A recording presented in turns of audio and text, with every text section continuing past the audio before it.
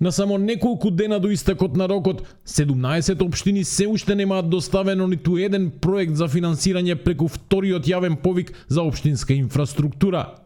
Министерот за локална самоуправа Златко Перински денеска јавно ги објави имињата на досега неактивните општини, меѓу кои големи урбани центри, но и рурални заедници со сериозни потреби за капитални инвестиции. Тоа се општина Сарај, општина Центар, општина Чаир, општина Шуто Оризари, општина Липково, општина Пробиштип, општина Валандово, општина Росоман, општина Боговиње, општина Врапчиште, општина Маврово Ростуше, општина Теарце, општина Дебар, општина Струга, општина Битола, Крушево и Долнени.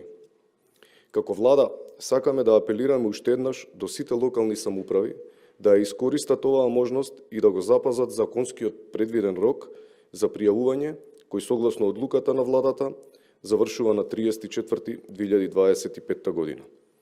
Во списокот се најде и Крушево, но оттаму велат дека не се откажале.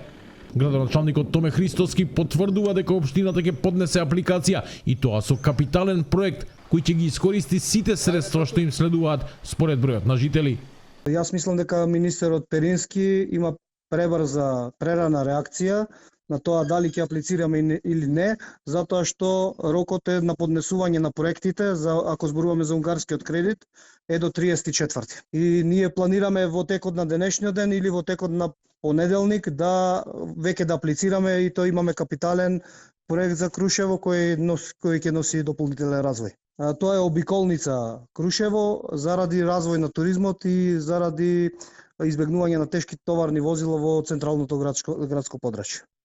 Во рамки на овој повик на општините им се нудат вкупно 243,5 милиони евра од унгарскиот кредит, пари кои може да бидат искористени за патишта, училишта, градинки, спортски објекти и зелена инфраструктура.